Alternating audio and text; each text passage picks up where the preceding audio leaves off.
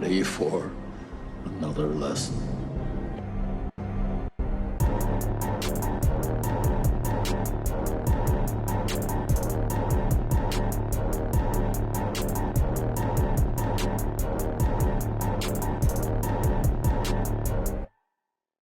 What's up, everybody, and welcome back to Back Row Banter, your favorite casual movie talk podcast. I'm one of your hosts, Adam Schwartz, and on this week's episode, we'll be talking about the movie Aquaman and the Lost Kingdom. But of course, before I get to any of that, I'm joined today by, I forgot to make names, so we'll go with Swimming Nathaniel. He likes to swim. What up, folks? I'm Swimming Nathaniel, cousin to Walking Nathaniel, and occasionally Running Nathaniel. Yeah. That's the other cousin. Yeah. I'm good. Feeling good. Just got... Do a lot of swimming recently? No, actually. I have been traveling, but I did not do any swimming, unless you count swimming as walking through the air. Swimming through the air. There you go. Swimming through the air? Yeah, I'll take that. But yeah, no, I'm doing good, man. Doing well. Had a good holiday break. Vacay? Yeah, a good holiday break. Had a good vacay. Had a good trip over to the West Coast. Ate some delicious food, so that was awesome as well too. Had fried olives for the first time in my life. That was pretty cool. Interesting. It was really good. Olives, light batter, cheese inside of it. It's like a saltier, not spicy jalapeno popper in some ways. Sounds good. It was all delicious. Yeah. Well, also joining us today is Typhoon Tyler Vidalis. Hey, what's going on? Not much, man.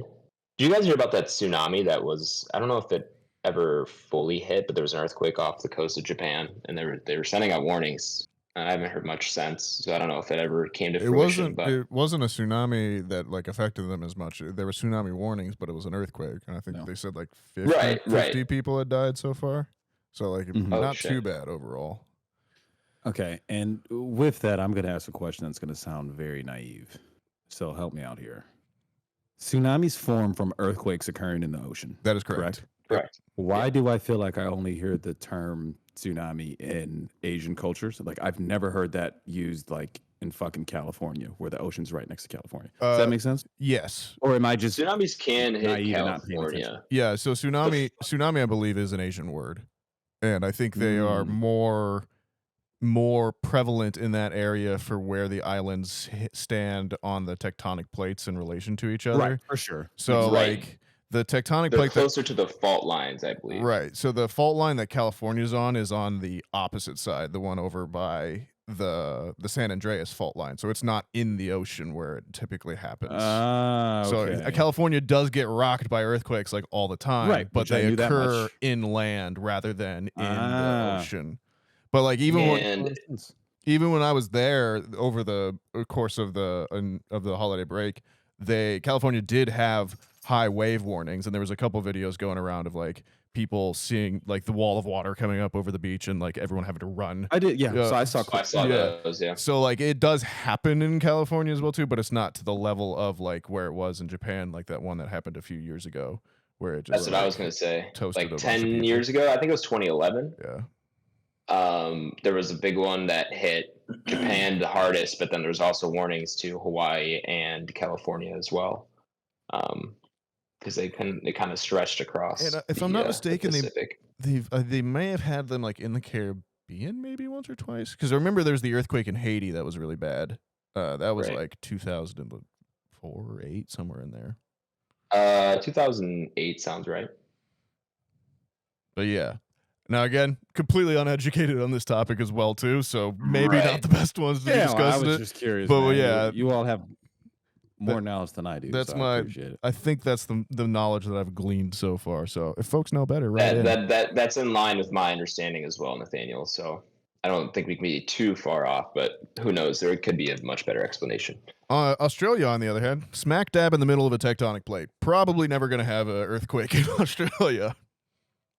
Yeah. Tsunami means harbor wave, by the way. There you go. Oh, cool. The more you know.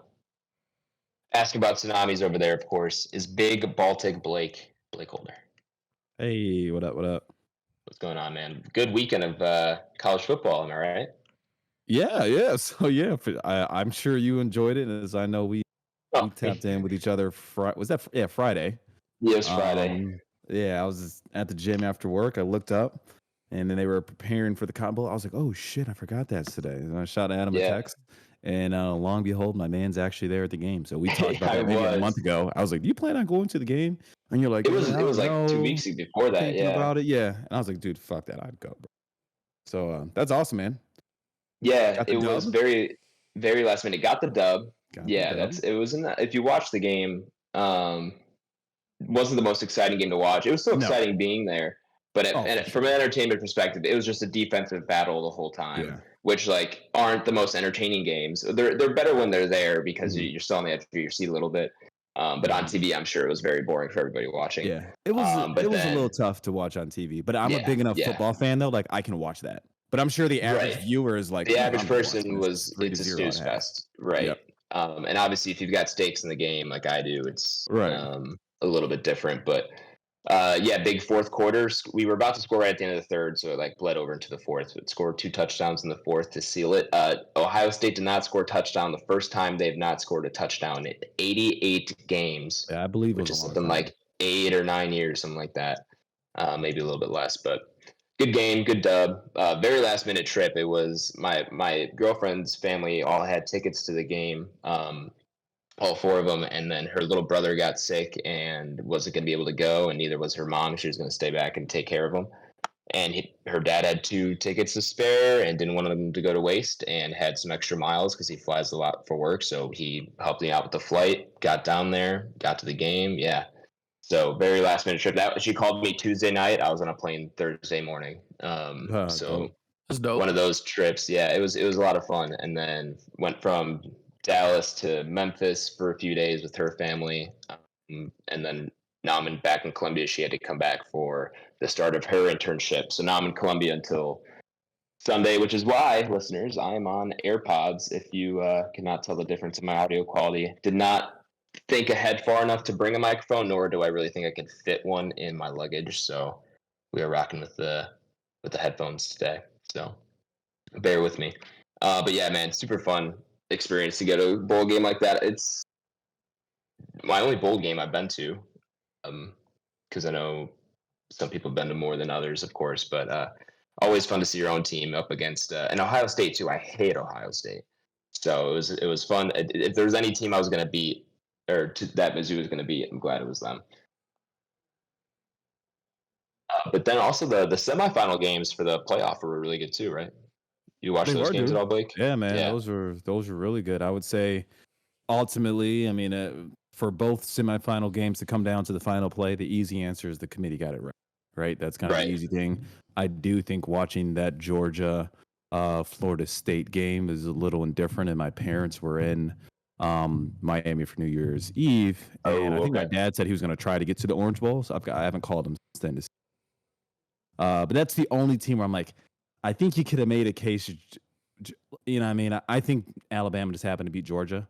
I think you could have made a case that Right. Georgia probably is one of the best teams for sure. I think if they played again, I think they played 10 times. I think Georgia honestly wins 6 of those 10 times, or like 7 of those 10 times. Like with you. they just kind of got lucky. But that game, I mean, the SEC championship game was It was a good game, a man. game it was a play-in game basically for the playoff. for Whoever sure. won that was going to get their ticket. So, and the Michigan game ended up being good, although I was rooting for Alabama. Michigan game was good too. Michigan game was really good. But in the Washington game, man, we stopped watching it with a minute left when they got the ball back, and then all of a sudden, we had the game on the background, and we had the game on the background. My girlfriend's dad starts screaming, "It's not over! It's not over!" So those are 2 good games. 2 really good games. Yeah, it was some good football. So we'll see come Monday. Monday is the championship. It's going to be Michigan versus Washington, and I don't know. I think I'm rolling Michigan kind of when the playoffs first started. Yeah. I was saying the only 2 teams I believe that can beat Michigan were Georgia and Alabama. And Alabama was close, right?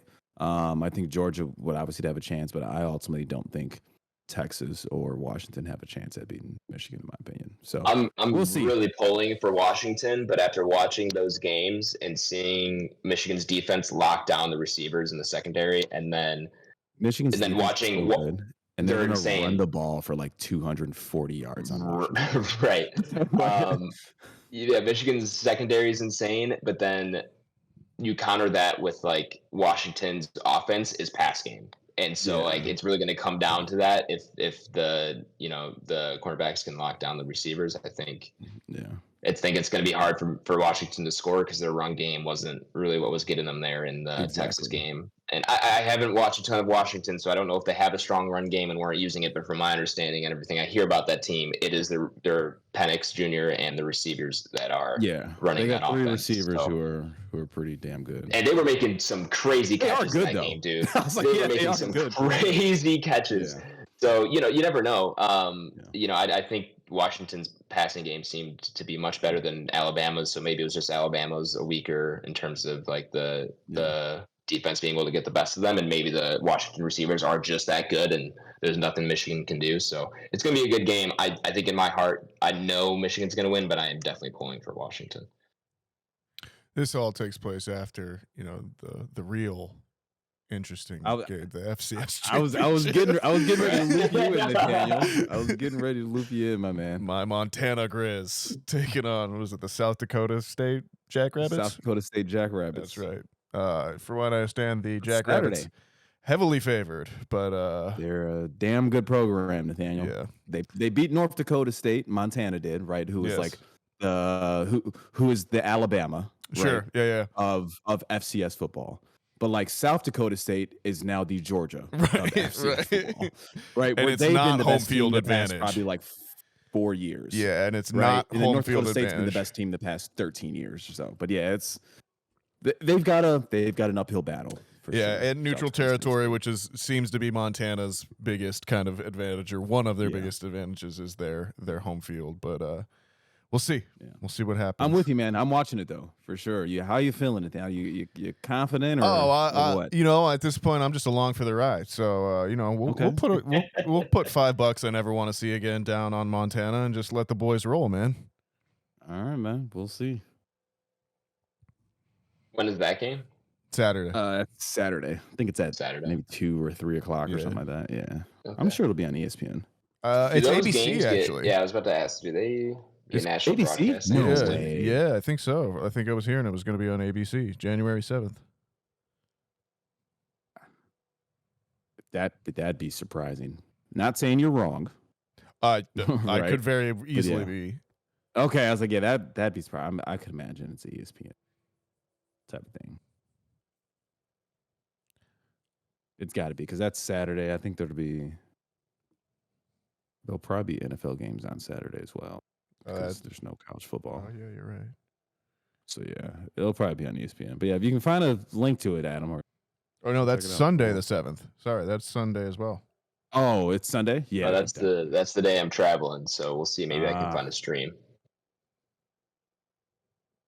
Should be on the ESPN app if you got it. But yeah, nonetheless, Montana Grizz, South Dakota State Jackrabbits. Yeah, it says network ABC and ESPN Plus. All right, there you go. I'll have it on my phone. I don't know how good the reception will be on the train, but find out. We will find out. With all that being said, though, that's enough. That's enough CFB talk, boys. Let's get into the real talk here. Aquaman.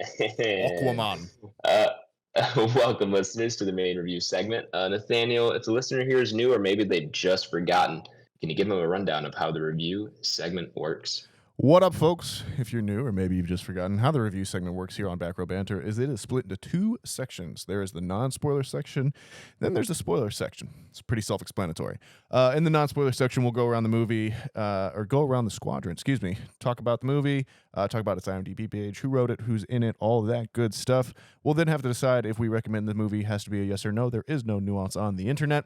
And from then on, it'll be spoiler time. We'll play a spoiler noise. If you don't want to have anything spoiled for you, go ahead and check the show notes for when you can come back in and not have anything spoiled for you. But the other thing is, do check back in to see where it ranks on our Entropy list, which is our big list of everything we've watched on the podcast ranked. Adam, tell me about Aquaman and the Lost Kingdom. Oh, I would so love to tell you about this movie. This is a new movie, of course, rated PG-13, with a runtime of 2 hours and 4 minutes and an IMDb rating of 6.0 out of 10.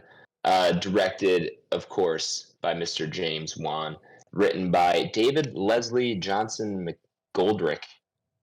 The third. That's I have no idea if that's true. It might as well be, dude. It might as well be. But yeah, David Leslie Johnson McGoldrick is credited for the screenplay, and then there's a bunch of story credits for Jason Momoa and some other people, and James Wan and all that. The cast includes, of course, Jason Momoa.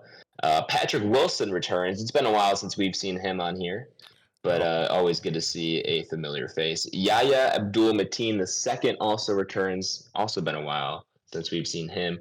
Amber Heard is here. Nicole Kidman, Randall Park, and I think I'll stop there. Is patron saint of the podcast Willem Dafoe? Is He's not in this one. No, he's not in this one. I was looking for his name, but I couldn't remember if he like in a flashback or something pops up. I was waiting. No, for it, they tell him he's dead off screen. Yeah, love it. Great writing. Okay, but then I'll leave it there. I think those are the main cast of characters that we've got here. The IMDb summary reads as follows.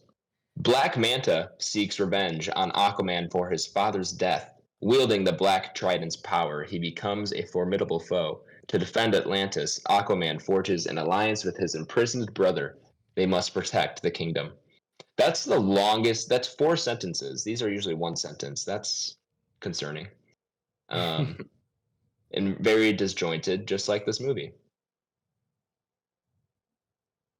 Please continue. Well, well, I was thinking as I was walking out of the theater for this one, how to describe my experience. And I think the one word I came down to was just uninspired. There's just nothing about this movie that I particularly love. There's not a ton that I particularly hate. It's it's a 2 hour and 4 minutes. I watched a thing, and that's about as much as I can say about it. I mean, the redeeming qualities, I guess you could say, there are some good action set pieces. The first one kind of following the footsteps of the first one, which I think there was redeeming action in the first one that kind of made it entertaining. To me, this one, I don't know how they became more like CGI heavy, but somehow they did it. Where like even the action sequences in this one, I feel like are just 100% CGI in some places. And it just doesn't sit well with me. And to the point of the CGI, I was kind of excited for this one, because James Wan was attached. But I ask you guys, imagine. In your head, visualize James Wan, right? Sure. You've seen a picture of him, right? You've probably seen his IMDb page. You maybe have Googled his name. You maybe have seen his photo in the top of an article or something like that. What is one thing that you imagine when you see James Wan? What is he doing? Because for me, he's holding a camera, and every single photo I've ever seen him in, he's got a camera. But I think the problem for me here with this movie is since it's so CGI heavy, you kind of take the camera out of James Wan's hands. Like that's his biggest asset, is like how he can use the camera, how he can move it around. We see it in Conjuring, we see it in Malignant, and he's really cool, kind of pans and zoom outs and zoom ins. Like he's very dynamic with the camera, and when you remove him actually filming things moving around and you have to do all those effects after the filming is done, there's not a lot of the charm that James Wan is known for left. And I think that's kind of the downfall of what he was able to do with this movie, because I mean, aesthetically, in terms of how it's directed, I don't have like a ton of problems with it. There's not like anything wrong, but he's James Wan. Like, I was expecting a lot more that I just didn't get, and I think it's probably because just so much CGI in this one that kind of stopped all that from developing the way it potentially could have if they didn't have to do that for every action sequence. I will give them a break. I mean, this is an underwater film, so you kind of gotta. This movie, it does have to take place underwater, a lot of it, so you kind of have to match that. But still, it's a problem for me that you kind of just take the camera out of James Wan's hands. But with all that said, yeah, pretty uninspired movie. About what I expected. I was somewhat hopeful, but I didn't have my expectations too high, and somehow they still didn't really hit them. So, yeah, this is definitely not a recommend for me. Save your time. This will come to HBO Max in 45 days, and if you want to waste 2 hours, you can. So, you have that option there. Yeah, I agree with you, man. I mean, I don't know. I think you all know how I already feel about this genre, right? For the most part, I'm obviously try to go in with a clear lens and a clean slate of mind, but yeah, nonetheless, this is just a film I didn't really care to see. End up watching it. There's not much to take away from it. There's nothing really rewarding. Um, there's not a ton of new ideas. You kind of get some of the family sibling rivalry stuff going on in the background. Um, yeah, man. I don't know. I don't like this movie, and I kind of went in knowing I wasn't gonna like it, but this is definitely on that short list of films where like I walked out of the theater for this, and I was like, I'm never watching this movie ever again. Right? Not that it's the worst movie in the world, but there's just such a and I say this all the time, but there's such a long list of quality films that can give me everything that this lacks. I have no reason to ever turn this shit on. Right? There's let alone in the past 5 years, right? There's been 20 superhero films that are probably better than this. Right? And that's not even going back to 2010, 2008. So I mean, yeah, it's tough. Obviously I'm sure it'll do well at the box office, right? Even despite its kind of poor critic performance, it doesn't seem like a lot of people are really too high on it in general. I'm not even sure what the consensus is in terms of this versus the original. I don't know if anybody has any input on that, but to my understanding, like the original wasn't really held in that high regard. I just know it made a shit ton of money, right? That's kind of all I remember. But yeah, we'll deep dive into it. But yeah, I'm not too interested in this movie. I'll share some more thoughts later. Nathaniel, Tyler, I'll go. Go. I will. And we'll see where we fall on this one. But I'm reminded a lot of a few years ago when Scorsese said like these new genre of superhero Marvel comic book movies are more theme park rides than they are movies.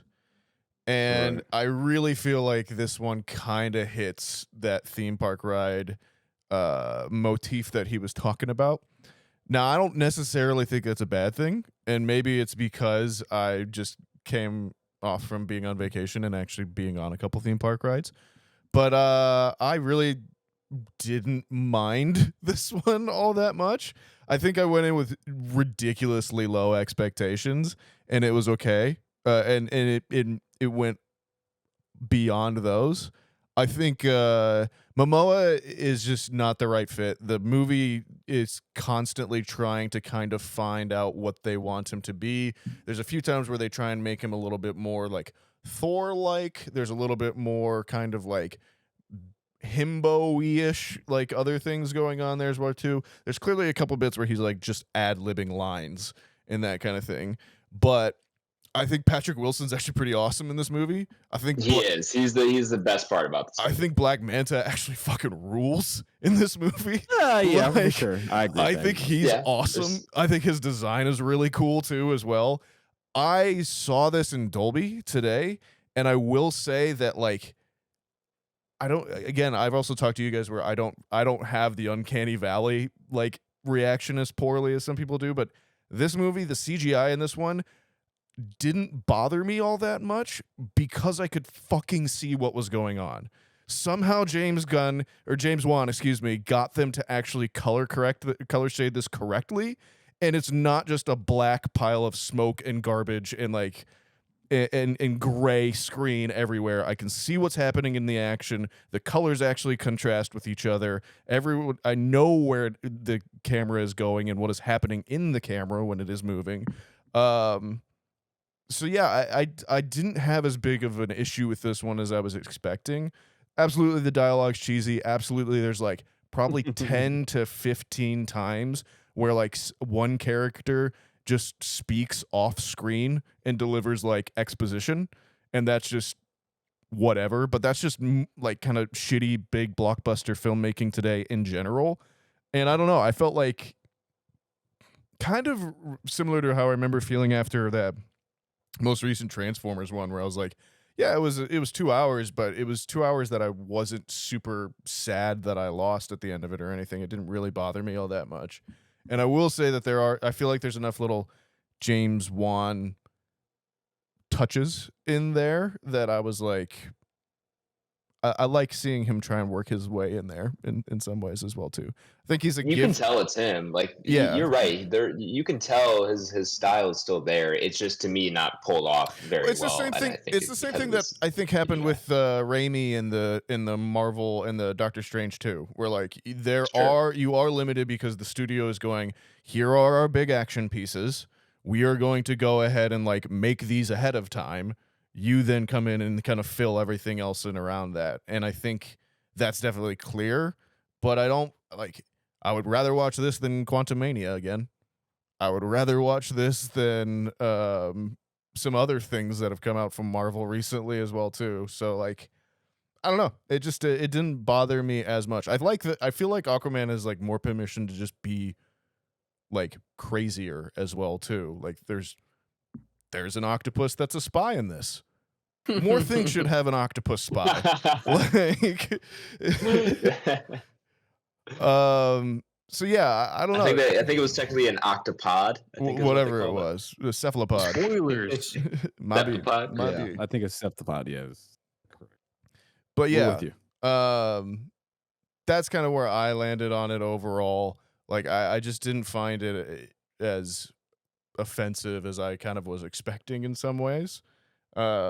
But I still think there was enough going on there that I ended up enjoying myself at the end of it. So I'm a recommend. Fuck it. Oh my god. Oh my god. Yeah, I don't think I saw that one coming from you, boss. Yeah, I thought, okay. Tyler. Yeah. So I saw this on Christmas. Oh So boy. So I've been I've been subjected to this for quite some time now. I think one of my biggest things is that Black Manta does rule. Right? He's definitely by far one of my redeeming factors about this movie.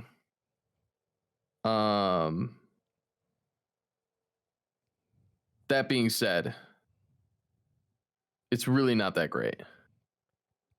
When the side character Voice of reason, thank you.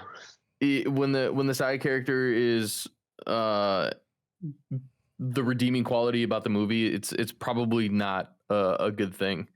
And yeah, I don't like Jason Momoa in this.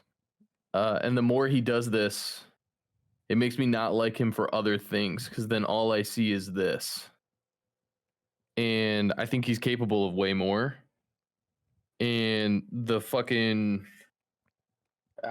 they literally said, like, it was almost like they sat down and Jason Momoa was like, I'm out. Like, I really don't want to do it anymore. Like, somebody gave him like some really good advice. He's like, I really don't. And James Wan came in and he was just like, I'll literally let you do whatever the fuck you want to do.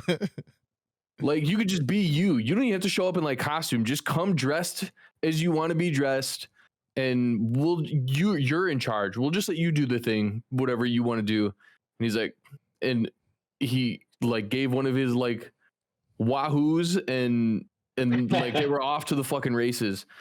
And yeah, I don't know. I did not care for this. I was a big advocate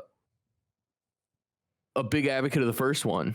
I really liked the first one for what it did for you DC. spoke highly of the first one. You're one of the reasons I thought it wasn't that bad. Like your opinion was like, oh, it's actually not that bad. And like I've heard mixed things elsewhere, but I do remember you liking the first one. Yeah, I'm a big advocate for the first one. I think the first one's pretty good for what DC was pulling out of their ass at that time, and there was kind of like a clear story there. They had all the motives and everything down, and this one it felt like such a clusterfuck. Well, that was one of the things that I feel like going into it, like because I've seen the first one maybe 2 times or whatever, but I feel like I don't really remember it all that well beyond just the broad strokes.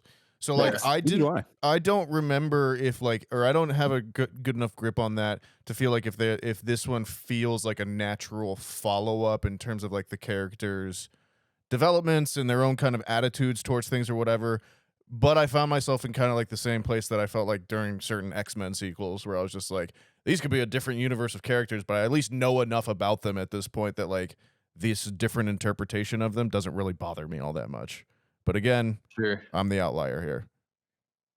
No, I don't think they were like misrepresented. I just I don't know. It nothing felt like it flowed. It all just kind of that like I don't deny. They were just kind of like, let's just redo the first movie, but like, you know, different people. And it was like, was it different people? Was it? Yeah, because the first one's it's mostly him and Amber Heard. Yeah, and they moved people around. And like part of me also thought was like after the fact, because like Leah, she brought it up. She was like, after everything that happened with Amber and Johnny, she was like, did they like really keep her in? I was like, honestly, I don't know when this was shot. I don't know when they finished wrapping. I don't know if they had a bunch of material of her and him and it was supposed to be a better movie. And then after everything, maybe they just started cutting shit. No, this is DC. They kept Ezra in there after he fucking blew up half of Hawaii. Yeah, right. So yeah, I really didn't know. I was like, maybe it's because of that. Maybe they just had to chop a bunch of shit together. Maybe there'll be I'm hoping there will be a Zack Snyder cut of this somewhere down the line. We'll talk about it. Him redo it. We'll talk about it in spoilers, but I think there's certain things in here you can tell are from different cuts of the movie. And yeah, I don't know, it didn't do enough for me, and it actually took away from the first one, which I hate when that happens, is when you have a sequel and you know we always very rarely come away with a sequel that is good or on par with the first one or better. And there are movies that we have had on this list before where we do get that, but most of the time it's probably on par, maybe a little less, but it doesn't ever take away from the first movie or where you were trying to start. And this is unfortunately one of those movies that takes away from the first one for me quite a bit. So yeah, I'm a now recommend. I've obviously talked a little bit and we can obviously go into more detail. Yeah, let's head into spoilers here. We can open this up a little bit more, but yeah, if you've not seen Aquaman and the Lost Kingdom, go ahead, check the episode description. Recommends, it was 3 no recommends and 1 yes. Yeah, that's right. All right, well, you have your squadron recommendations out there for you, so if you've not seen it, you can use those to make your decision. But if you've not seen it, check the episode description. I left the timestamp you can jump to where you'll be taken to the ranking of the movie up upon the entry list. Spoiler time, Nathaniel. Ooh, what should we have this week? Do you have like a splash? Chimes. Close enough. Shit goes. It's really weird. It's really weird recording with AirPods because like I'm so used to having to lean into a mic. Oh yeah. So I'm just like I'm laid back. I'm hands free, baby. I'm let loose. Well, I want to know. I need to know actually where Amber Heard's role got written in or out of this movie, because the cut that we got, she is reduced to wife and that's pretty much it. Like she is just Well, she saves They- Momoa like like- 4 times. Anytime Momoa is Right. in like a thing where he like can't get out of a situation, in rocks Mira with a water tornado to solve problems for him. right. Uh, But then she disappears. and I think she's got 7 lines the whole movie, maybe. Not even, dude. I think I heard her speak once, if I remember. Yeah, I don't Maybe know. less. I agree with you guys. I don't know what the fuck happened with that one. Either put her in the Yeah. movie or don't. But like, Or don't. Yeah, do something. and that was also one of the things where I was while I was watching it, where Momoa's like character development in this one. He's like, I hate being king. This sucks. And it was like, well, your wife doesn't. So, and she's pretty good at it from what we've seen so far. Maybe just pick her to run everything. I don't know, but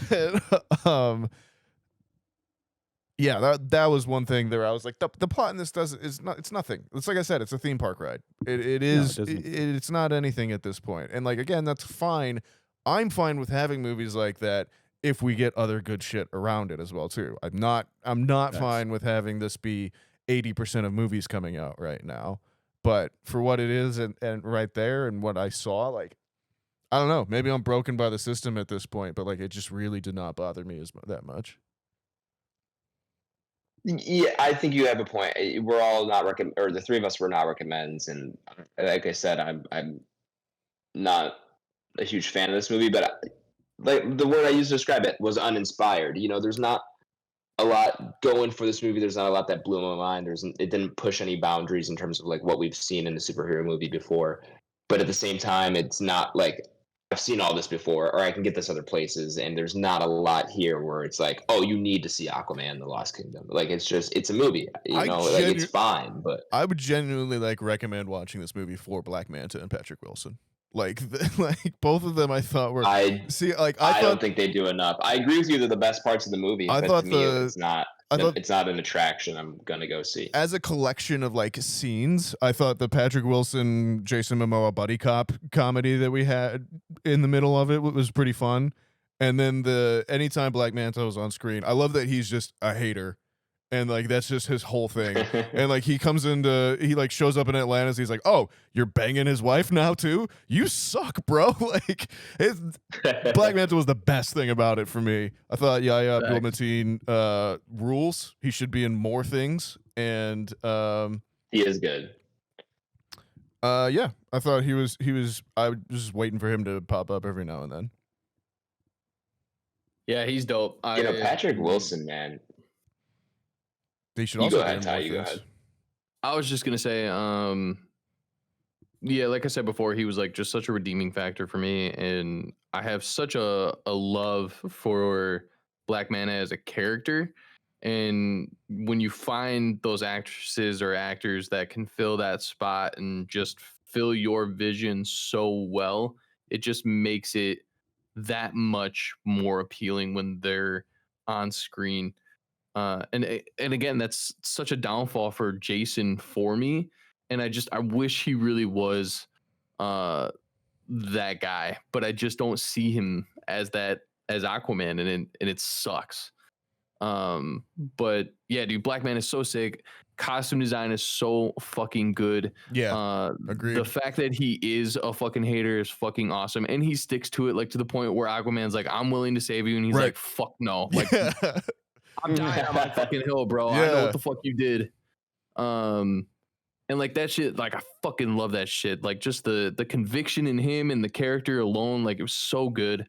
And even when it was like the demon or whatever, the other king, dead king, yeah. Whenever it was him who was kind of controlling him, you could still feel it though that was also, it was like their bond was so strong because Black Manta was just ready to fucking kill Aquaman in the first place. Yep. So the conviction from his character was still there throughout that whole process. So yeah, he was so good. I loved it. I love that he still carries around the Manta knife. He still keeps up the same saying, when I draw this, I'm definitely drawing blood. Yep. And yeah, he was sick. That was sick. It's always good to see Dolph Lundgren. Yeah, 100%. I think you look like shit, but yeah, 100%. I think you look pretty good, to be honest with you. I don't know. It's the fucking hair. Yeah, I think it's sick. It looks like they just put Amber Heard's hair on his head, and it's just like red flowing. It's like the same anime. I'm like, dude, budget cut. It kills me. And then fucking, of course, Crab Man. Like he came up, and you're like, he's gonna be missing a claw, and sure as shit he is. I'm like, all right, that's fine. So, but the rest was just fucking dog shit for me. I was so upset. I liked the spooky zombie crab people, and then I like what was that stuff called? Orichalcum, right? Or coral calcum or whatever. Yeah, I think that was pretty cool. That was very James Wan-esque. Yeah, that's what I was talking about. I was like, and then you got the ships too that they were in, and the crazy like spider blood creature demons in the desert dudes. Those were cool. And then I like that we got a bunch of crazy ass grasshoppers chasing people down as well too, and gnawing up a giant rat. Like when it was weird, that's where I was most like, yeah, this is fun. It felt like a comic book to me in those parts. Like genuinely, like if you picked up an Aquaman comic book, you'd just be like, something. Yeah, just something insane like that, you know? Yeah. Yeah, I just wish it was more appealing. I really think that this would benefit from a redrawing of the storyboard. If we could just put things together a little bit better. I think they've already done that is the problem here. Because my theory is on that is that exactly what you said with the Amber Heard thing. She's got a really weird edit in this overall. Yeah. B, that whole backstory that Patrick Wilson gets after he's put the trident together and like doing his little dealio. That all has pre-recorded dialogue that you can hear in the background on there. So I think that was initially the first opening scene in the movie. I think you started with the two brothers and the story of the Necro Kingdom or whatever, and then it moved on to something else as well too. And again, those moments felt very James Wan. I felt like they got the original cut of this movie and they were putting it together and they were like, oh, it's either A, too scary, or B, like they panicked and like we gotta do something else on here. Weird, because I also think that the quality of the CGI gets worse towards the end of the movie as well too. Almost like they had to cover up for something and have crunch or something like that. But yeah, I don't know. There's too much CGI in this movie for it all to look the same quality throughout. It's you're underwater, so unfortunately the nature of the beast. Unless you're Avatar, it's always going to have some kind of unless you're James Cameron and it's Avatar, you're fucked. Yeah. Which I think, like, to James Wan's credit, like he kind of knows what he is as well too. Like he feels like a guy that like understands his own limitations in some ways. Yeah. Go ahead, Blake. I'm sorry, I've cut you off like 3 times now.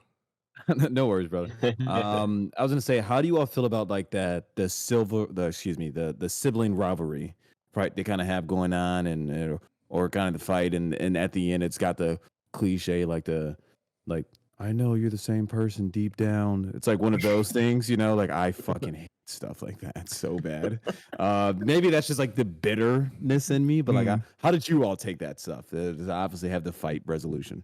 For me, it was so blatant. Like you knew it was gonna happen. You knew exactly what they were gonna do. You knew exactly how it was gonna play out. I think in other movies, that can kind of be fleshed out a little bit and made to kind of fit the mold of whatever you're doing, and it can kind of be a little bit more hidden. With this, it was so sharp. You knew exactly what it was gonna happen. You could almost say the dialogue before they said it. And so it just felt like it was very obvious. So, which is fine. Again, you know, who knows where they're gearing this towards. If this is going towards a 13-year-old, then it's probably pretty good that you made it blatant. And then, you know, we're going to sit up here and criticize it, but you know, it is what it is. I think there's obviously movies that have been out there that have been able to cater to a mature audience while keeping it simple enough for a younger audience and being able to do both. But what the fuck do I know? I don't have a fucking master's degree. Nathaniel, what do you think? I think this movie, like, to its detriment, like there are clearly moments where they were like, you need exposition. Like Jimmy Woo had, I call him Jimmy Woo, but what's his name actually? Jimmy Woo's the Marvel character.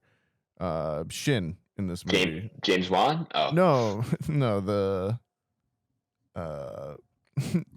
Randall Park. Is that his name? Randall Park? His character? Yeah. Sorry. I was trying to think of who you were talking about for a second. I remembered. No, yeah, I don't. Yeah, my good friend James Wan, Jimmy, as I call him. Yeah.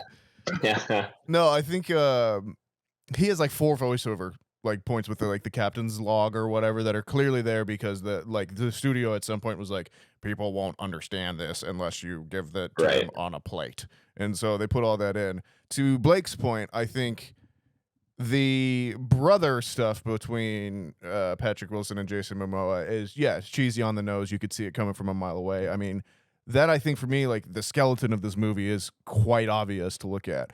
But I think when they are talking with each other and like actually not doing anything with the brother lineup main story quest or whatever, they have good chemistry with each other and can play off each other pretty well. I think the cockroach joke in this is actually pretty funny, where he works. Yeah, and then the play up of like, oh yeah, it's pretty good or whatever, and he calls it like that's total brother shit, and he calls it the what is it, the shrimp of the land or something like that. Yeah, like all of those, I was like, that's a good scene, and they play well with each other in that. And there's also other scenes later on where Wilson, definitely the more charismatic performer and natural actor, carries Momoa through a couple of those scenes as well too.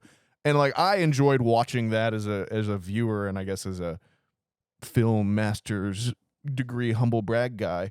But again, I think that's because I was able to just kind of say, well, I know exactly where this is going. I'm not necessarily here for it to be a new and groundbreaking thing. I'm just watching for the little bits that I find interesting or new. No, if it doesn't break ground, don't even make it. No, I'm just playing. Oh boy. Agreed. We need more ultimatums. Either do it or don't. Fair enough. I don't know. I feel like there was one point I wanted to make. I can't remember. This, along with a lot of the superhero genre from the last year, has kind of signified the death knell of the $200 million superhero movie.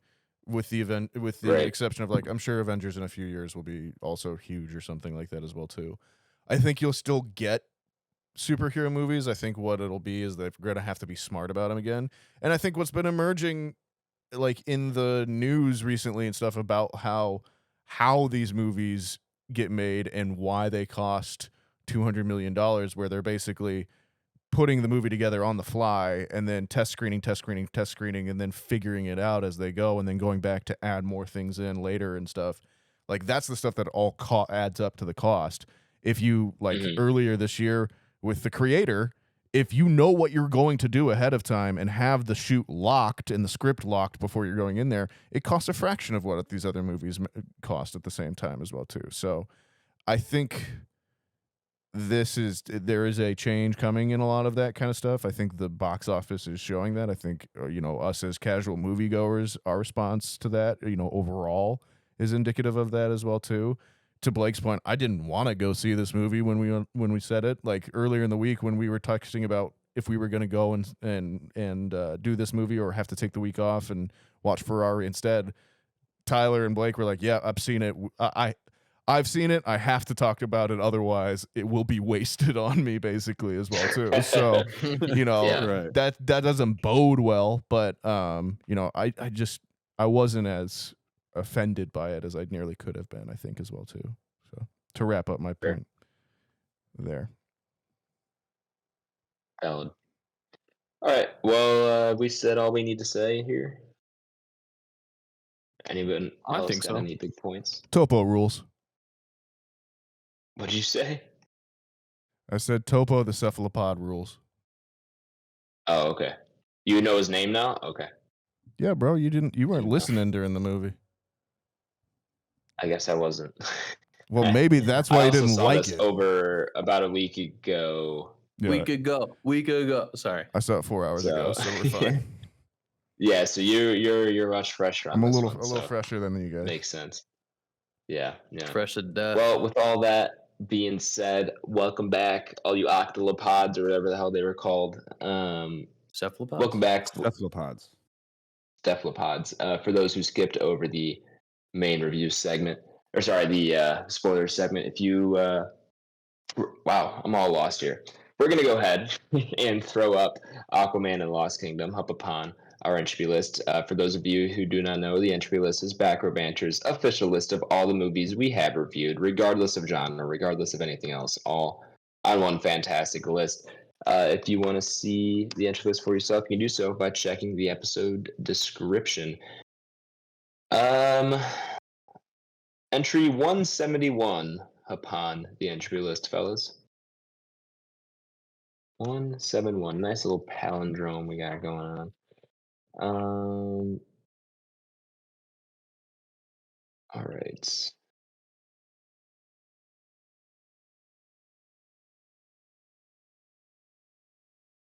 So if we're looking at some comparisons here, the other big DC bomb being Wonder Woman 1984 currently sits at 160 out of 171.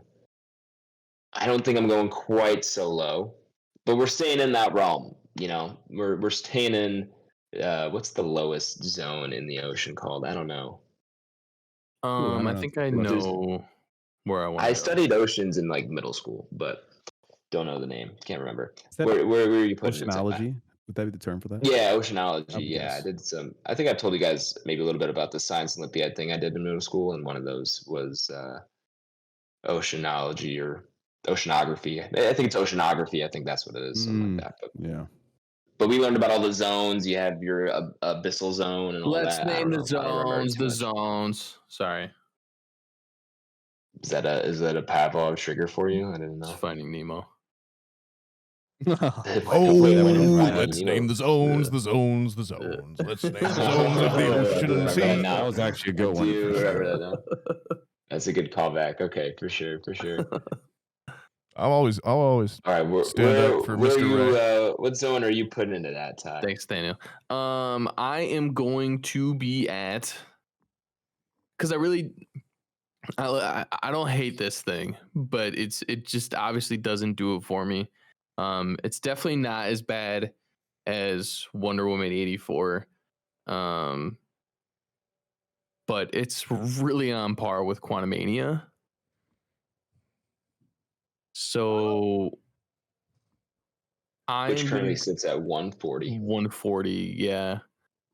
I think I'm gonna go 142 below Godzilla. Below Godzilla, King of the Monsters, above The Exorcist, Believer. Okay. That's a little higher than I was expecting, to be honest. I mean, a little bit, dude, but Thor, Love and Thunder. A little bit. It's in the same realm. I mean, these are the bottom feeding movies, but there are still movies in this zone. That's above. We gotta liberate Wonder Woman 2017. We gotta liberate West Side Story from down there as well too. That poor movie that got shit on. Yeah, I agree. Eventually, that's gotta get moved. That right? poor, for sure. So did Uncharted, dude. Uncharted fucking sucks ass. Uncharted's okay. It's fine. I'd watch Uncharted. I think that was the worst movie of 2020. It was. Right? You remember? I genuinely forgot it came out. 142. Final answer. All right. 142 for Ty. If I remember right, I think my biggest regret of the year was I was the Flash's biggest supporter on the podcast. And I'm sorry if I got it up near. I was the Flash's biggest supporter. Okay, then fuck that movie. That's tough to stay on air. Yeah, that movie's dog shit. The only thing good about it was Maribel Verdú. So I'm putting this at 136. Below, 136. Yeah, below A Quiet Place Part 2, above The Flash. Above The Flash? Yeah, wow. Fuck The Flash. Wow. That's a ghoulish movie, man. They fucking brought people back from the dead. Actors that have been dead for years. CGI resurrected up on the screen. Their family didn't get money. Fuck that movie. All right, let me see what we got going on. All right. Where's Sniper? Snyder Cut, I was just looking at it. 157. 157. This has to be worse than Snyder Cut, guys. What are we doing? Is it? I don't Snyder think Cut's it's- just so Definitely, bro. Snyder Cut's so annoying. I will watch all 4 hours of Snyder Cut It's before so we watch this. annoying. Oh, God, I hate I'm not that far down. You might be alone on that one, Blake. I'm not there. I mean, if you are, that's fine. But not taken? because that's also Rise of the Beasts, Transformers. This is much better and much more watchable than that movie for me.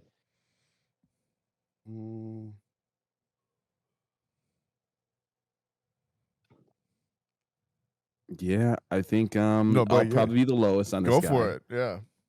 Okay, so I guess just talk to me. How do you all feel about this and Black Adam? Like, do you think this is incrementally better than Black Adam? Did we see Black Adam? Yes, we We did. did. It's Black currently Adam's 168. It's like the third worst movie, right? And like, I think this is better than Black Adam. Do I think 100%. 30-something movies better than Black Adam? Like, I don't know. I forgot. I don't think so. I forgot we watched that movie for the podcast. There's a lot of rubbish down there.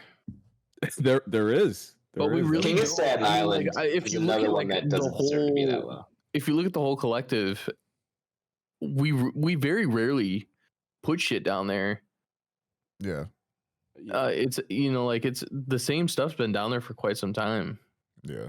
And I think that's why I gotta spice some things up, right? So kind of looking at Go this for it. and knowing how averages work, like I'm tired of putting movies that I can't fucking stand and I think are terrible over High Tension. There we go. Yes. And I'm leaving that in 2023, fellas. I'm leaving that in 2023. This New movie Year's is objectively resolution. bad. Yeah, this movie is objectively bad.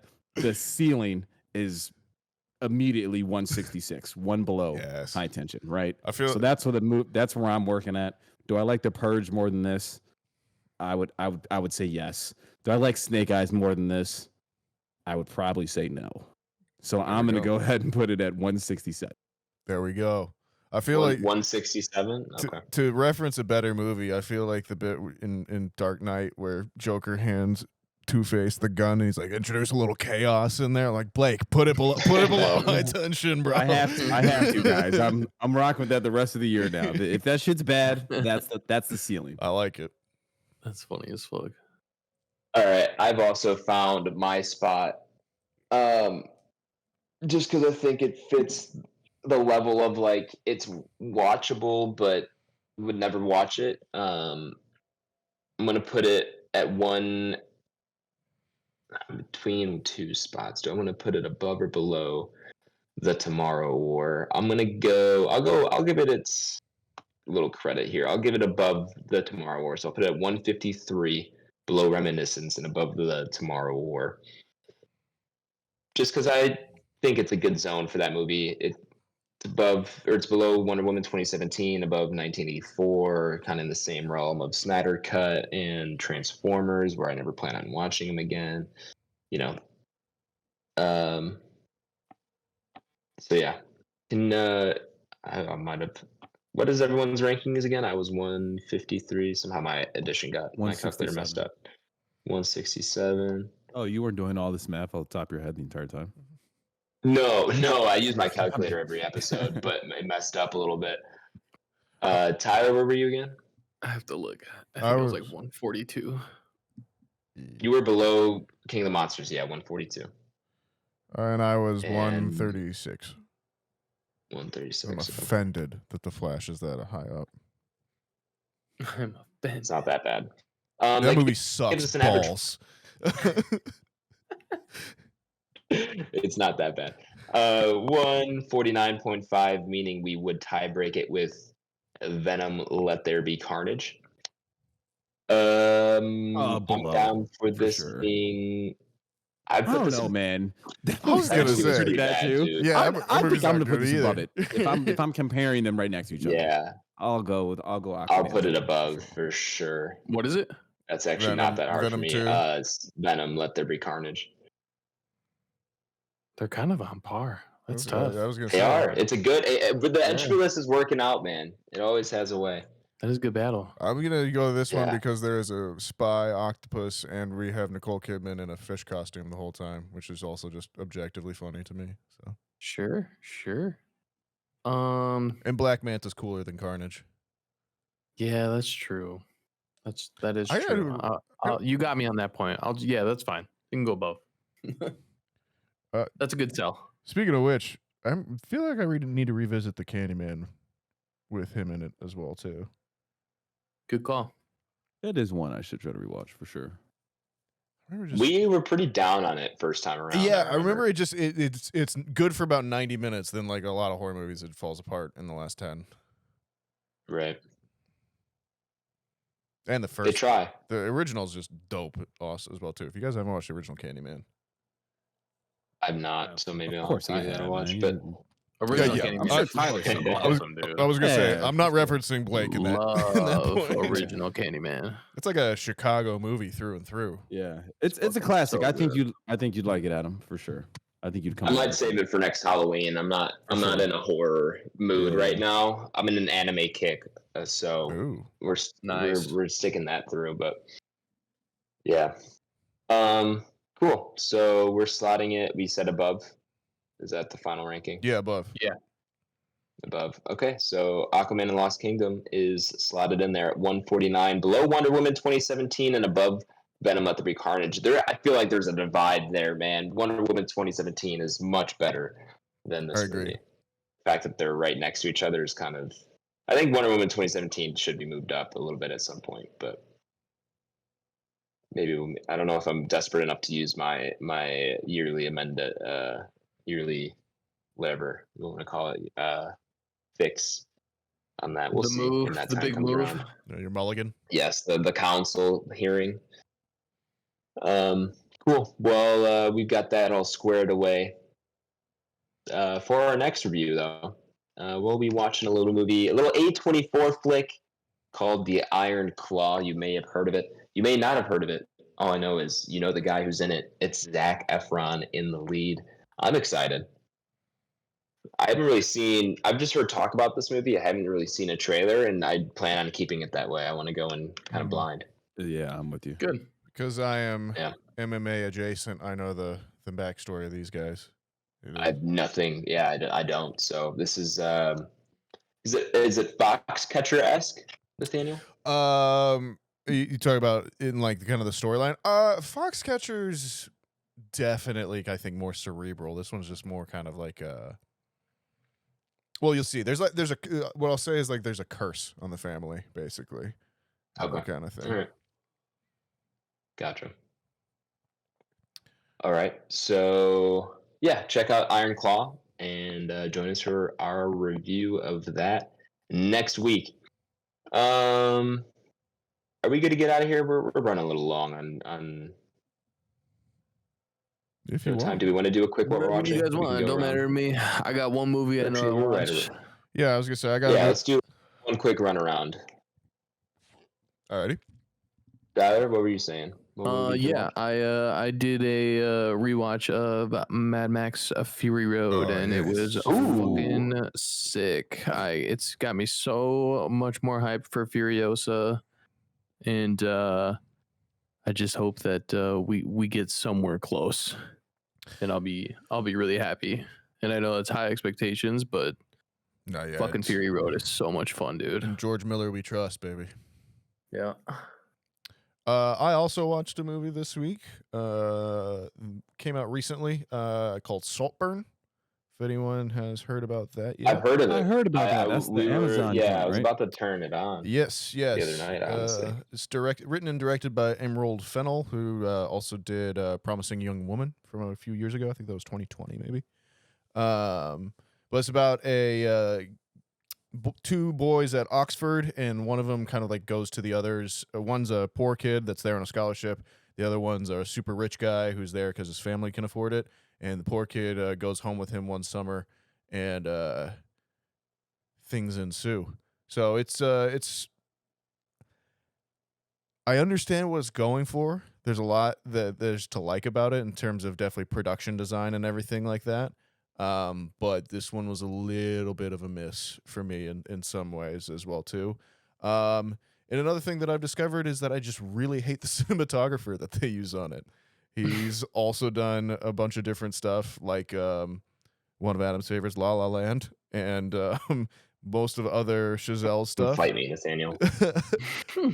He also did I'm gonna love this movie. He also just to did spite you. No Time to Die, which I think is definitely his best looking movie. But the lighting in this one Criminal drove me nuts several times. So yeah, I'd be interested if one of you guys else checked it out. We could definitely talk about it at some point. I will say the final shot has been stuck in my head for the last 2 days, especially the song too. So that's a cool little bit. But yeah, it's on Amazon right now if people want to check it out.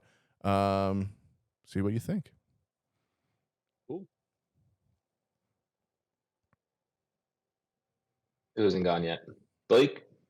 Yeah, I'll share. So we kind of chatted earlier, pre-pod banter. I rewatched Joker from 2019 with Joaquin Phoenix, great actor.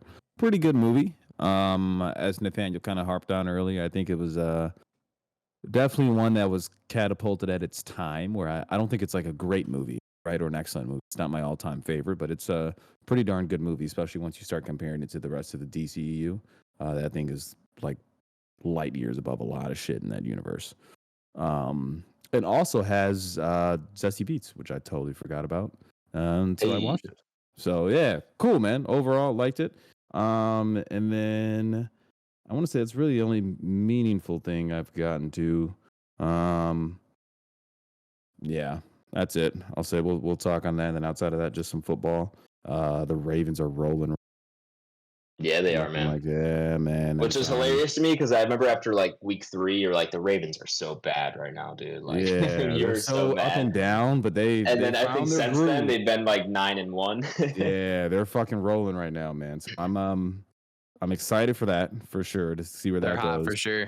And then there's a big one this weekend between the Bears and the Packers, man. I think the Packers have to win this to go to the playoffs. I think if the Bears this will can take win us this, to the wild card game. Yeah. So if we win against the Bears, then we play Detroit. And then if we finish that, I'm going to guess that we would play probably the Cowboys. Yeah, for sure. Yep. And then that would also be on the road. So we got a long couple weeks ahead of us. So we'll see how things play out. But I definitely have a little bit more confidence in this week than I do the following weeks if we win. Okay. So yeah. And to my understanding, though, the Packers have to win on Sunday to go to the playoffs, though, right? If they lose, they're out. Yeah. We have to win. Big one for the Bears and the organization. Kind of, they've been able to turn some things around in the season, right? Started real ugly, and also to turn it around. They opened the season against the Packers. That's what I'm saying. Disappointed, and they could end it, doing a whole reversal on them. That would be big for a lot of people in that building, right? To keep. This is in Green Bay. Some promise, right? But it is. But if you can go there and win to beat Green Bay and knock them out of the playoffs, that's an awesome way to go out. You also got to think this is Justin Fields kind of playing for his job. I mean, I think he's kind of looked up and down. He's looked a lot better, and if he comes out and has a very good final game of the season, it gives the Bears a lot to think about when it comes to their draft picks. No, for sure, I agree. I think he's ultimately, I think he's done enough to probably salvage his job for sure. I think so too. But I do think like this weekend is like. If they beat the Packers, I think it's that could really awesome. solidify it for him for sure. I think that solidifies it for sure. But Jordan Love looks so fucking. He does. He does look good. He does look good. So we'll see, man. The Bears defense has looked good the past few years too. So it should be a good game, man. It's definitely just interesting to see. Obviously, it's good they don't have Aaron Rodgers anymore. I wouldn't be interested in this game. If Aaron Rodgers lined up back there. Yeah, it's cool that it's these two, and these two are really good friends outside of football. They work on the off season together, so they're boys. So it'll be cool to have that little rivalry going too, for sure. So that's fucking Jordan Love looks so good. I'm sorry, I can't. He just to say that only Purdy and Prescott have more touchdowns than you. And it's your starting season. Yeah, it's impressive. Or it's your first season as a starter. It's fucking dude. It's insane. Yeah, he's wild. He's good. So yeah, should be a good one. Outside of that, that's kind of all I have. Did a quick Denny V tour. I rewatched Prisoners and Sicario in the past week. Nice. Prisoners is one of those. Yeah, man, one of those. kind of slow time though between the holidays. I took Yeah. one of the days off, so I was able to like kind of sit on my ass, watch some shit, Good. run some errands. So yeah, so Prisoners was a good winter time, fresh light snow coming down. I was like, Yeah. we're on Prisoners. And then after that, then I was like, you know what? I'm gonna watch Sicario just because I was in the Denny V, which is one. Prisoners to me is like a November first day. It's like below 30 kind of day, you know? Yeah. So yeah, so we got to those. So yeah, we'll see where up the Denny V vibe. Dune 2 does come out. March, right? March, April? Yeah. Yeah. So I think it's March. that's gonna sneak up pretty fucking fast, fellas. It is. Yeah, Yeah, it's so gonna come real quick. That'll be good so. though. At least there'll be. I gotta get another cooking on that book, man. I film. gotta finish it. Crap. Yeah, but that's all I got. Am I last? Do I had to pass anybody or what? I'll go really quick. I mean, I've I watched a think bunch of it's stuff. just, Adam, yeah. It's been Adam, a alright, week so off. pass Oh it yeah, on. we never really addressed. We took a week off for the holidays. All of us were pretty busy, but yeah, after 2 weeks, I watched a bunch of shit, some Christmas movies, rewatched Avengers. We saw the end. My brother's never seen Avengers. It's a big joke in our family. He's put it on 6 times and has fallen asleep each and every time, including in the theaters back in 2012. And so while he was home for the holidays, my dad put on Avengers for him. So we watched the first one, and then the following night, I caught most of Age of Ultron and all of Civil War. So those were fun to watch, and those were good superhero movies. Makes me miss those times when I had a lot of anticipation for them, but you no longer live in those days. You never know what you have until it's gone. True. Yeah.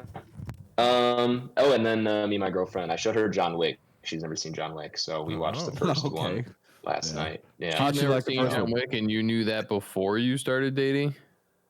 I started dating her so I could show her John Wick. I strive to have that Okay. experience as much as I can, where I get to show it to people.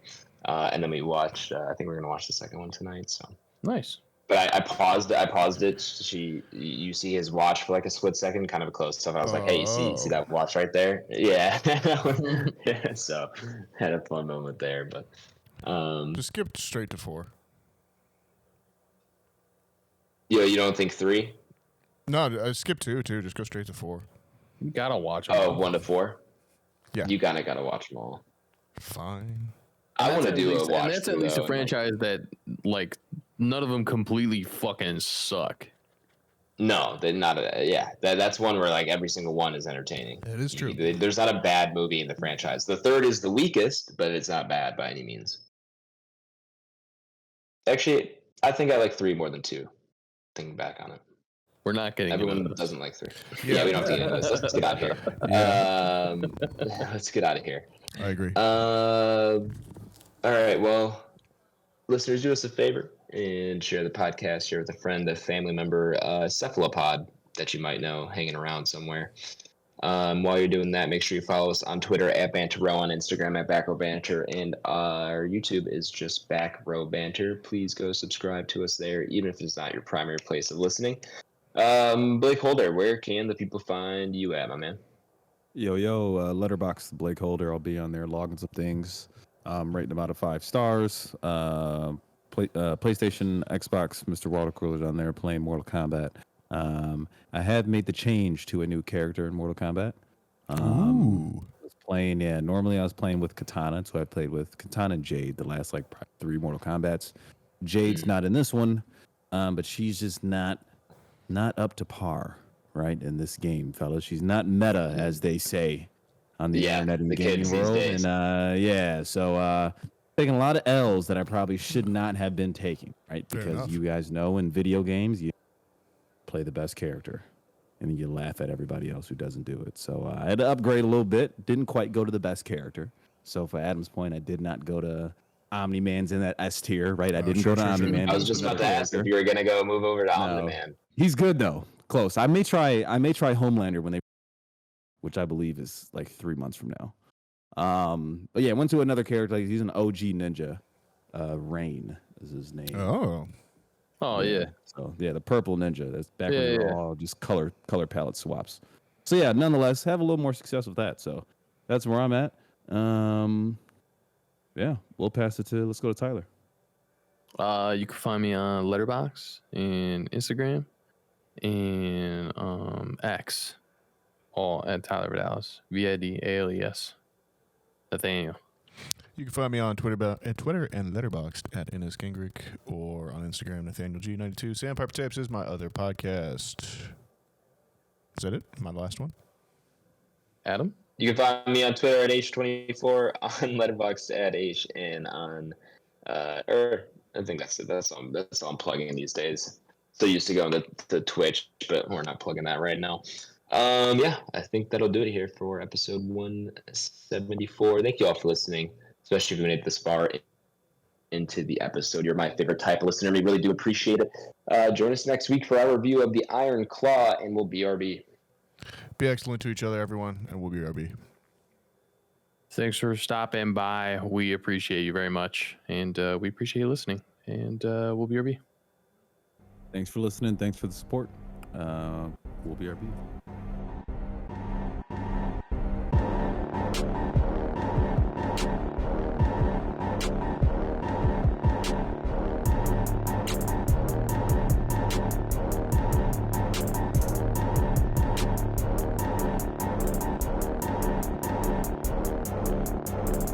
America.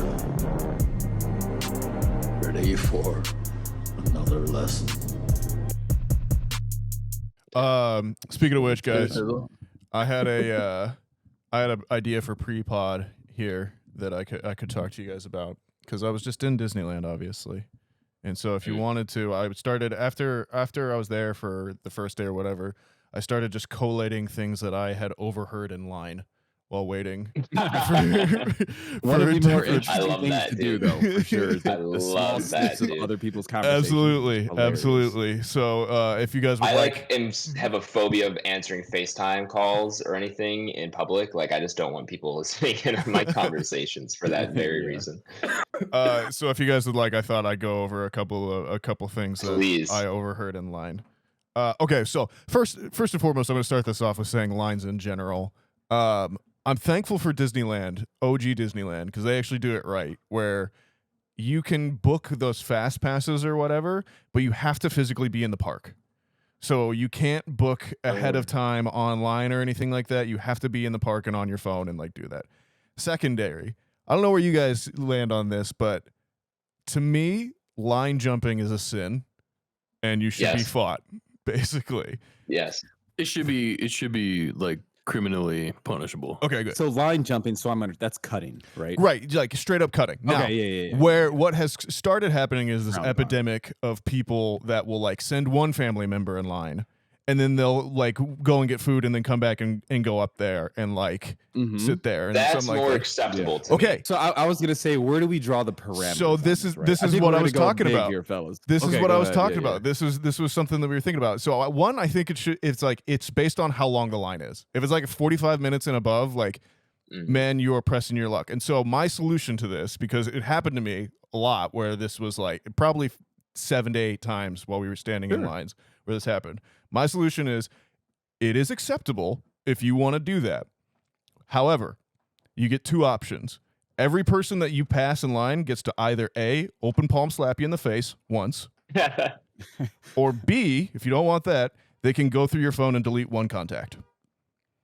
And that's if the line is over 45 minutes. You can send a family member in and do that and make the jump up, but every person you gets to pass gets to dole out one of those 2 punishments. Man, that's tough. And is that just the overall rule, or is that the rule of like you're just like a cutting asshole? Or like, for example, the scenario where like it's family member and like somebody goes that is the rule for the family member scenario. Oh, okay. If you're cutting in line, you're an asshole. You should be shot. Like just take it, take it out in the back. Yeah, maybe a little excessive, but I would agree there should be some. No, I'm actually kind of with Nathaniel. I think that's it's really rude, and it's sad that like it's not more socially acceptable to like go up and fight somebody for that. Of course.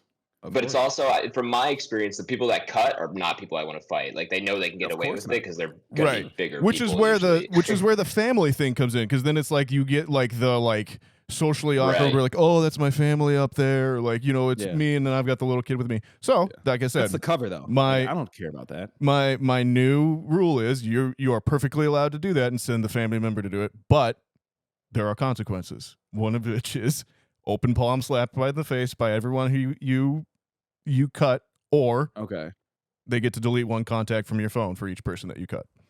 Okay. Now let me put this on there for you. So in terms of option A of the open palm slap in the face, that was more in the heat of the moment. Like I was just I'm in though. I'm buying in. No, I don't. Stop cutting lines. It's not I like guess I want to know is where we So for example, like what's the cutoff of that? So like say for the group who cuts, say person A, dad's in line, right? Sure. Mom, little Johnny, and somebody else go off to get snacks. They come back. So the line as a collective, all 58 people behind him, do we get to like, who are we slapping? Are we slapping Mom, Johnny, and his sister? Well, that's why. That's what I'm saying. They right? get, or is it like Pops? I'm sorry, man. They can have that option. I propose. They can have that option. Here, they can take it. One slap per person that is cutting, but so you can delegate it. However, if it's the dad just has to take, if he wants to 7 take it, slaps. That's fine. So the people who are slapping split it up 3 and 4, right? Yeah, Whoever's getting slapped, the slappy allows to delegate. That's not a problem. Yes, or like I said, every one person who cuts is a slap. Or like I said, dished out however they choose. The other option is the delete one contact from your phone, which again you but can. Who gets to choose that though? Is that the person in line? That's the person the person that is being cut gets to choose what contact to delete. And that makes sense. And I'm also. Right. That's probably my answer. But then also like say like the slappy route, right? Yeah. So the person who's slapping gets to choose. So like now I need to know, are there any like what's the societal norms on this? Like can I actually slap the 10-year-old in the face and like not be like, oh my God, this guy's a jackass. Yeah, I don't right? care. Or is it like, well, the kid did slap and that's the rules. You know what I mean? Like where are we at as a society? Open season. Now, what I will say is that you are not allowed. You can't like. It's not power slap. It's not like where you're just like clubbing people. It's a it's a like you feel it. Out of here. Yeah. It's a feel it, but it's a exactly. Yeah. That's funny. Okay, so those are my new societal rules for Disneyland and lines. And again, this only applies if the line is longer than 45 minutes. Like again, which is a pretty long line for content. Correct. That is a pretty long line. You could pretty much cut a line in any like grocery store or retail store with no repercussions. If you're in there and it's a 30-minute ride for the fucking Dumbo ride or whatever, and your family cuts in front of me, whatever, man. That's gonna shorten my time by like 4 minutes. But if it's the crazy ones that are 45 to fucking 3 hours that some people wait in there, you are absolutely getting either slapped or a contact deleted. Those are the rules. Doesn't matter. Sorry. So transitioning out of that into things I did over here in line while I was waiting here for a couple of different ones. One, the Rose Bowl was in town. So the Michigan and Alabama players were like walking around. Yeah. And first and foremost, you want to tell that those are different humans as well too. Like they just are. Sure. Yeah. But yeah, so I'm sitting in line. I hear some guys, you can never recover from a torn ACL. You can never recover from a torn ACL. They can slap a new one in there just fine, but you can never recover from a torn ACL. That was overheard. The next one was, I'm mature. I'm 17. I feel him. I feel that person for sure. I feel like I've said that before. This was a conversation between two guys. Bro, you'll like her. She's a homemaker, a Christian. His buddy responded, bro, she's not nice and she's not funny. And I gotta roll with second guy there. Like he's really, he's keeping it real with this guy. Yeah, no, he's honest, man. That's all you can ask. Guy in front of me I think mom in front of me to another guy. What do you think of the girl in the Tigger outfit? And the response was, that is a beautiful man. A little kid was complaining about the people in line, and he just said, I'm just going to push them, which I thought was hilarious. And then the one for Tyler, which was, I was standing in line and I just hear a guy go, I live my life a quarter of a mile at a time. And I just paused, Perfect. looked at him, raised an eyebrow, and he went, "Yep." I was like, "Fair enough, man." So yeah, those were things I overheard in line while at Disney on the way.